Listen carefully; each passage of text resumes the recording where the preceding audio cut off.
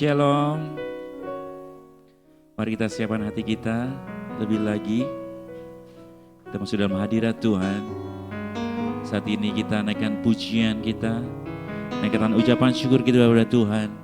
Karena Dia yang layak disembah, karena Dia yang layak ditinggikan. Terima kasih Tuhan. Kami sungguh mengucap syukur karena kebaikan-Mu Tuhan.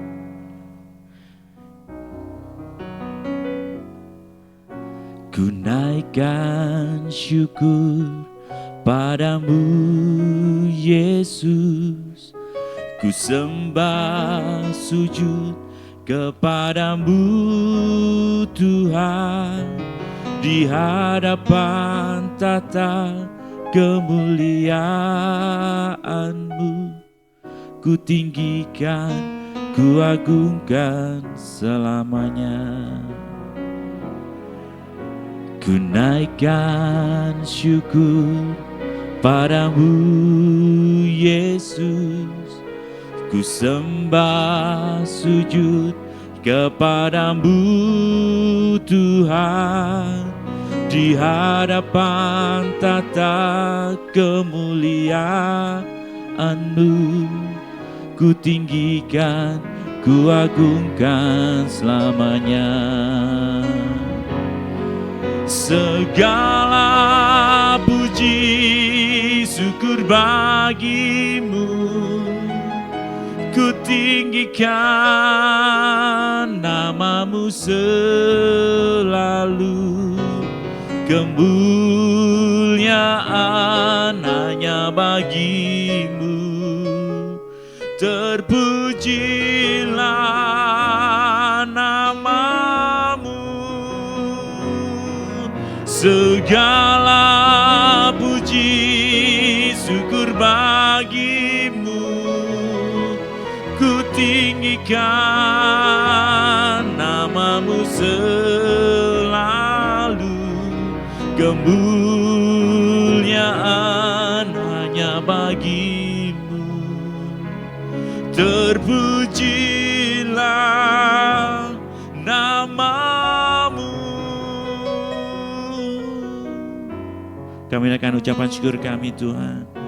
Ku naikkan syukur padamu Yesus, ku sembah sujud kepadamu Tuhan, di hadapan tata kemuliaan-Mu, ku tinggikan, ku agungkan selamanya.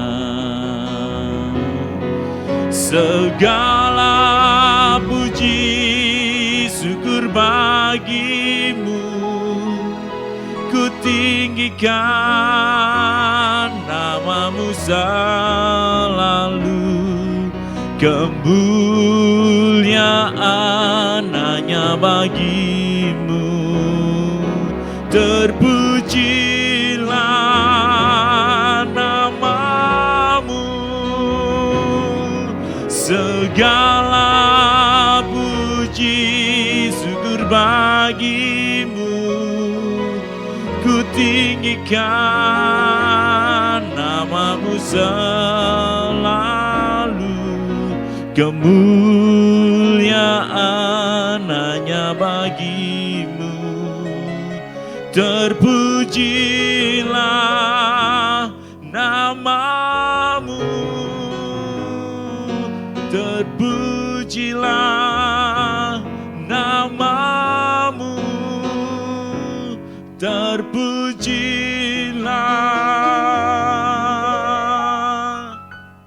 nama-Mu.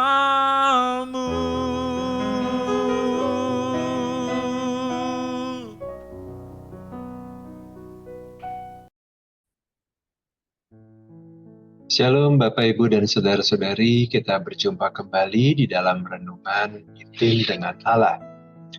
Bapak Ibu dan Saudara-saudari, pembacaan firman Tuhan dan renungan pada hari ini berjudul Berkat bagi Orang yang Mengasihi Allah. Firman Tuhan yang akan kita pelajari bersama pada hari ini terdapat pada Mazmur 65, 66, 67, dan Mazmur 70 dengan perhatian khusus pada Mazmur 65 ayatnya yang pertama sampai dengan ayatnya yang kelima. Demikianlah firman Tuhan di dalam Mazmur 65 ayatnya yang pertama sampai dengan kelima. Nyanyian syukur karena berkat Allah. Untuk pemimpin biduan Mazmur Daud. Nyanyian. Bagimulah puji-pujian di Sion ya Allah, dan kepadamulah orang membayar nazar. Engkau yang mendengarkan doa, kepadamulah datang semua yang hidup. Karena bersalah, bila mana pelanggaran-pelanggaran kami melebihi kekuatan kami, Engkaulah yang menghapuskannya. Berbahagialah orang yang Engkau pilih dan yang Engkau suruh mendekat untuk diam di pelataran-Mu. Kiranya kami menjadi kenyang dengan segala yang baik di rumah-Mu, di bait-Mu yang kudus. Bapak, Ibu, dan saudara-saudari, mengapa kita perlu mengasihi Allah? Alasan utama adalah Alkitab menyatakannya. Di dalam Ulangan 6 ayat 5 dikatakan demikian. Kasihilah Tuhan Allahmu dengan segenap hatimu dan dengan segenap jiwamu dan dengan segenap kekuatan. Tetapi kita harus ingat bahwa mengasihi Tuhan haruslah dengan cara yang benar, cara yang sesuai dengan kehendak Allah, bukan berdasarkan pemahaman dan kehendak kita sendiri. Di dalam Ulangan 6 ayat 17-18 dikatakan, haruslah kamu berpegang pada perintah, peringatan, dan ketetapan Tuhan Allahmu yang diperintahkannya kepadamu. Haruslah engkau melakukan apa yang baik dan benar di mata Tuhan, supaya baik keadaanmu dan engkau memasuki dan menduduki negeri yang baik yang dijanjikan Tuhan dengan sumpah kepada nenek moyangmu. Dari Ulangan 6 ini kita melihat bahwa ada berkat yang akan Tuhan berikan kepada orang yang mengasihi Allah. Bagaimana kita dapat mengasihi Allah? Kita perlu menyadari bahwa betapa kita telah jatuh di dalam dosa. Di dalam Lukas 18 ayat 9 sampai dengan 18, Tuhan Yesus menyampaikan perumpamaan mengenai orang Farisi dengan pemungut cukai. Di dalam ayat 13, pemungut cukai ini berkata, "Ya Allah, kasihanilah aku orang berdosa ini." Pemungut cukai ini menyadari bahwa dirinya tidak layak. Demikian juga dengan kita. Dosa telah merasuki seluruh aspek kehidupan kita, dan jika kita tidak bertobat dan menerima pengampunan Allah, kita pasti akan binasa. Tetapi anugerah keselamatan telah diberikan kepada kita, sehingga kita tidak binasa, melainkan beroleh hidup yang kekal. Yohanes 3:16. Kita tidak memiliki apapun yang membuat kita layak untuk diselamatkan. Hanya oleh anugerah Tuhan saja kita selamat. Bapak, Ibu, dan saudara-saudari, berkat apa yang akan kita dapat jika kita mengasihi Allah? Yang pertama, Tuhan memimpin kita untuk bertumbuh dalam pengenalan akan Kristus. Di dalam Filipi 3 ayat 10 dikatakan bahwa orang yang mengasihi Tuhan akan berkata, "Yang ku kehendaki ialah mengenal Dia." Jika kita benar-benar mengenal Kristus, maka respons kita akan berbeda. Kita ingin mengenal, kita ingin bertumbuh, dan kita minta tolong kepada Roh Kudus supaya membukakan pikiran kita untuk mengenal kelimpahan pengenalan akan Kristus. Yang kedua adalah berkat kebaikan. Orang yang mengasihi Tuhan diberi kelimpahan kebaikan Tuhan. Roma 8 ayat 28 berkata, Allah turut bekerja dalam segala sesuatu untuk mendatangkan kebaikan bagi mereka yang mengasihi Dia, yaitu bagi mereka yang terpanggil sesuai dengan rencana Allah. Ini berarti segala sesuatu tidak bekerja sendiri-sendiri. Kita mungkin saja tidak terlalu mengerti apa rancangan Tuhan di dalam hidup kita. Tetapi jika kita mengasihi Tuhan, kita terpanggil sesuai dengan rencana Allah, maka kebaikan Tuhan akan dilimpahkan kepada kita. Daud adalah salah satu orang yang mengasihi Tuhan. Alkitab mencatat pergumulan dan perjuangan Daud di dalam memelihara imannya di dalam Tuhan, dan Tuhan memperhitungkannya.